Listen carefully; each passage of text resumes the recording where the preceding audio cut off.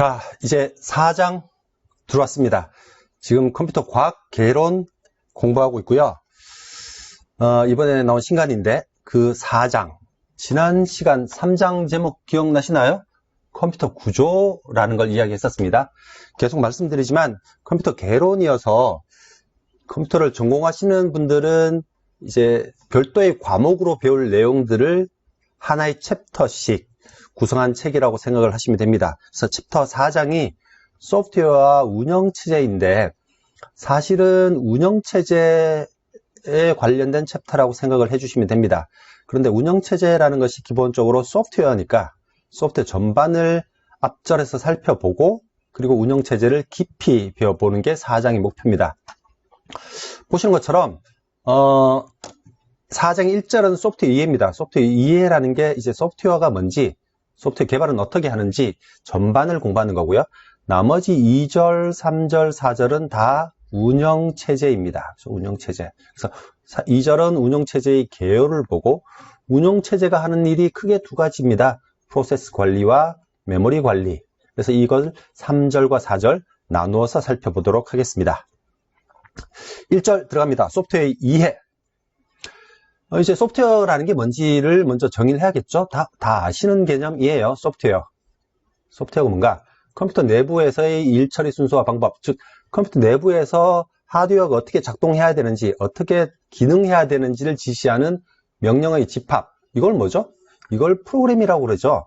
그래서 소프트웨어는 당연히 프로그램인데, 그리고 그 프로그램 수행에 필요한 여러 가지 문서들까지 다 합쳐서 보통 소프트웨어라고 합니다. 그죠? 사실 소프트웨어나 프로그램이나 똑같은 건데, 소프트웨어는 프로그램 더하기 프로그램 관련 정보들이라고 생각을 하시면 됩니다. 소프트웨어를 크게 두 가지 종류로 나누네요. 시스템 소프트웨어와 응용 소프트웨어. 예전 1장에서도 한번 이야기를 했었습니다. 잠시 다시 보고요. 소프트웨어가 세부적으로는 몇 가지가 좀 더 있습니다. 예를 들면 펌웨어 또는 미들웨어. 이름에서 알다시피 펌웨어는 하드웨어와 소프트웨어의 사이예요. 하드웨어는 너무 딱딱하고 소프트웨어는 너무 몰랑하니까 그 사이 단계에 있는 소프트웨어를 펌웨어라고 합니다. 펌이 이제 강건한 이렇게 꽉 짜인 이런 뜻이니까요.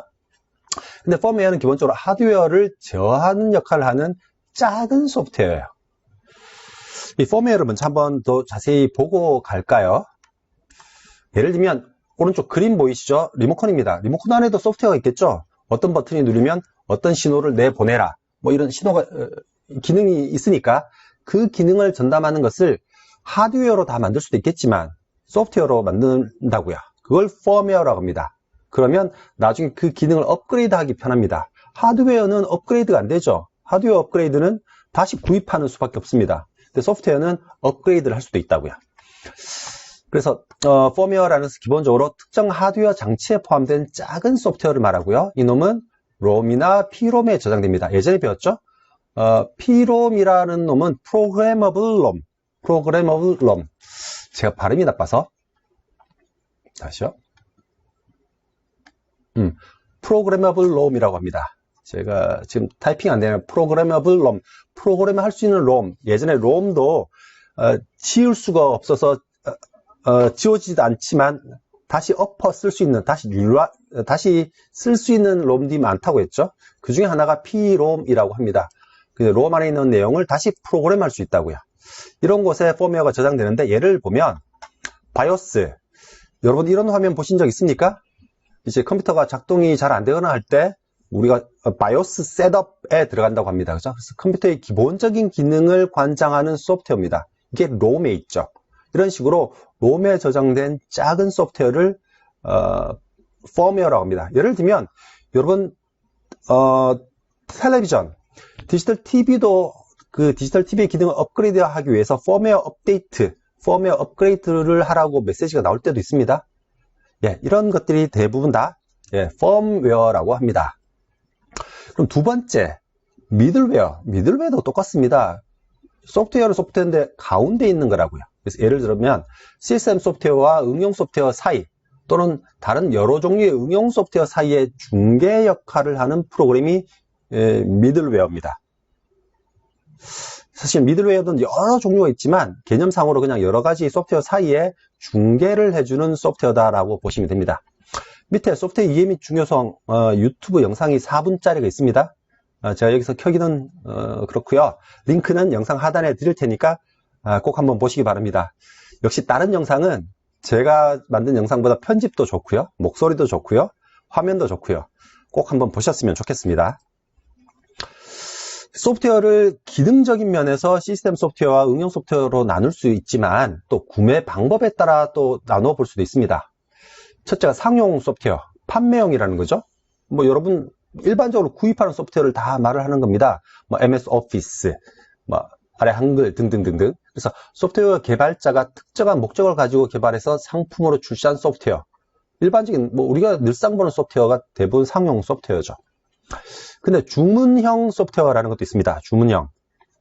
제가 회사를 하나 만들었어요. 근데 우리 회사에게 딱 필요한 이런 소프트웨어가 있어요. 근데 상용으로 구입하려니까 적합하지 않아요. 예를 들면 엑셀 같은 상용 소프트웨어가 있는데 요거 기능에 다른 기능을 부과했으면 좋겠다. 이런 거 하나 만들어줘 라고 주문해서 만드는 소프트웨어를 주문형 소프트웨어라고 하죠. 이제 커스텀 소프트웨어라고 합니다. 쉐어웨어. 쉐어는 나누어 쓰다는 거죠. 쉐어웨어라는 게 있는데 여러분 요즘 앱 같은 걸 다운받으시면 프리 버전으로 다운받고 이 소프트웨어 쓸만하다 그러면 유료 버전을 사죠. 그런 소프트웨어를 다 쉐어웨어라고 합니다. 그 다음에 프리웨어가 있네요. 프리웨어. 공짜라고 생각할 느낌이 여감이 있는데 이제 처음에는 무료로 사용할 수 있는 소프트웨어죠. 그렇지만 본인이 그걸 또 다른 사람에게 돈 주고 돈을 받고 팔거나 또는 수정하거나 할 수는 없습니다. 그래서 완전히 프리는 아니죠. 그 소프트웨어를 프리하게 쓸 수 있다는 거지 그 소프트웨어를 바꾸거나 할 수는 없다고요. 요즘 많이 나오는 이야기가 오픈소스 소프트웨어입니다. 소스 코드가 오픈되어 있죠. 그래서 소스 코드까지 제공되어서 사용자들이 무료로 수정하거나 배포할 수 있는데 이 오픈소스 소프트웨어도 라이선스가 종류가 굉장히 많습니다. 그래서 어느 정도까지 오픈되느냐에 따라서 굉장히 다양합니다. 예를 들면 어떤 오픈소스는 그 오픈소스를 써서 상용으로 소프트웨어를 만들면 그 상용 소프트웨어 소스도 공개해야 된다라는 그런 라이선스도 있기도 합니다. 그래서 오픈소스라고 해서 무작정, 무한정 내가 다 마음대로 쓸 수 있는 것은 아니다. 그 라이선스, 세부 라이선스 규정을 잘 살펴봐야 된다. 조심하셔야 됩니다. 네, 소프트웨어를 시스템 소프트웨어와 응용 소프트웨어 두 가지로 나눌 수 있다고 했죠. 시스템 소프트웨어는 말 그대로 하드웨어에 가까이 있는 소프트웨어입니다. 예를 들면 이런 거죠. 여러분 쓰시는 윈도우즈 또는 맥 같은 운영체제. 그리고 여러분들이 프로그램을 개발하실 때는 요즘은 프로그램을 자기 혼자 모든 코드를 작성하지 않죠. 다른 사람이 미리 작성한 코드를 이렇게 같이 연결해서 쓰기도 합니다. 그런 소프트웨어를 라이브러리라고 하죠. 또는 뭐 컴파일러. 여러분 파이썬, C, 자바를 쓰면 그놈을 기계어로 바꿔주는 그런 파이썬 같은 컴파일러. 또는 유틸리티, 예를 들면 백신 이런 게 있겠죠. 또는 디바이스 드라이버, 장치 드라이버. 여러분이 어떤 뭐 마우스나 키보드를 꽂을 때 또는 새로운 장치를 컴퓨터 연결할 때 그 장치를 구동하는 데 필요한 소프트웨어가 있습니다. 그걸 장치 드라이버라고 하죠. 이런 전체를 시스템 소프트웨어라고 합니다. 그죠? 그래서 이런 시스템 소프트웨어는 하드웨어와 밀착되어 있으면서 응용 소프트웨어에게 어떤 기능을 제공하거나 또는 사용자에게 어떤 기능을 제공하거나 하죠. 이런 소프트웨어를 시스템 소프트웨어라고 합니다. 아까 설명드렸습니다. 많죠. 운영체제, 그죠? 뭐, 컴파일러, 또는 인터프리터, 뒤에 뭐, 어셈블러, 링커, 로더는 조금 더 복잡한 개념이긴 한데, 실제 컴파일러는 사용자가 작성한 소스 코드를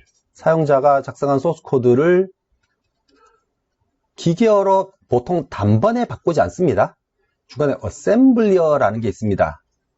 나중에 자세히 살펴볼 기회가 있을 텐데, 그래서 컴파일러가 보통 어셈블리어로 바꿔주고요.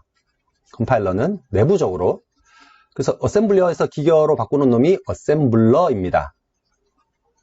근데 보통 일반인에게는 이 어셈블러가 잘 보이지 않죠. 그냥 컴파일하면 그냥 기계어로 단번에 바꿔주는 것 같죠. 근데 내부적으로는 어셈블리어로 바꾸고 또 기계어로 바꿉니다. 그래서 소스 코드에서 어셈블리어로 바꿔주는 프로그램을 컴파일러, 어셈블러에서 기계어로 바꿔주는 소프트웨어를 어셈블러라고 합니다.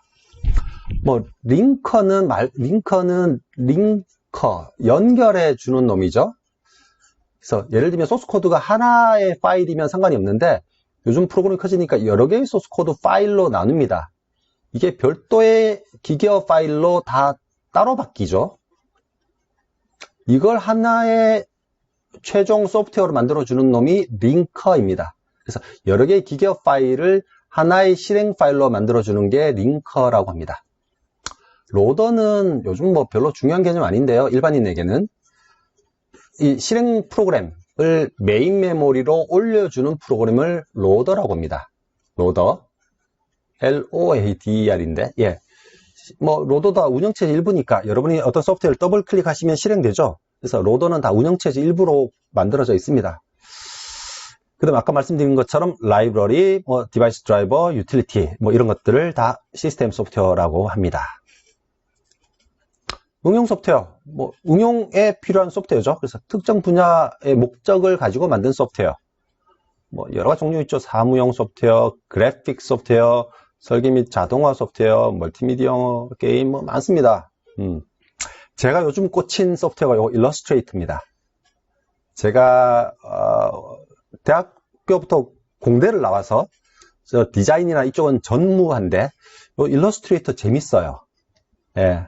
일러스트레이터 내부에도 또 포토샵도 똑같고요. 스크립트 기능이 있어서 내부적으로 소프트웨어로 코딩을 통해서 좀 더 간편하게 디자인을 하거나 어떤 영상을, 화면을 만드는 방법이 있는데 저는 요즘 이 부분에 꽂혀서 공부하고 있는 중입니다. 예. 소프트웨어 공학이라는 게 있습니다. 이제 교재로는 141쪽인데요. 소프트웨어 공학, 영어로는 소프트웨어 엔지니어링, 줄여서는 SE라고 하고요. 컴퓨터를 전공하는 학생들은 보통 3, 4학년, 고학년에 올라가서 소프트웨어 전반을 리뷰하면서 좀 더 체계적으로 공부하는 과목이 SE라는 과목입니다. 꽤 지루하다고 느낄 수도 있습니다. 저는 제가 대학 다닐 때는 굉장히 지루했었는데 실제 소프트웨어 개발자로 나가려면 필수적인 과목이에요. 뭐 소프트웨어 전 과정, 계획을 세우거나 제작을 하거나 운영하거나 유지 보수하거나 등등 폐기까지 전 과정을 좀 더 체계적으로 다루는 학문이 소프트웨어 공학이에요. 보통 우리 공학이라고 하면 기계공학, 또 뭐 있죠? 건축공학, 뭐 이렇게 사물, 눈에 보이는 어떤 대상을 공학적으로 설계하거나 만드는 걸 말하는 것 같은데 소프트웨어도 그런 기존의 공학에서 다루는 좀 체계적인 방법을 차용해서 소프트웨어 개발, 유지, 보수에 사용하는 게 소프트웨어 공학이라고요. 왜냐하면 예전에는 소프트웨어 크기가 작았을 때는 대충 만들면 돼요. 뭐 100줄 정도짜리 소프트웨어인데 뭐 대충 만들죠. 바로 키보드 앞에 앉아서 코딩을 하시면 됩니다. 근데 이게 만줄, 10만 줄, 100만 줄이 되고 혼자 개발하는 게 아니고 수십, 수백 명이 같이 개발할 때는 좀 더 체계적인 방법이 있어야겠죠. 그런 것을 공부하는 게 소프트웨어 공학입니다.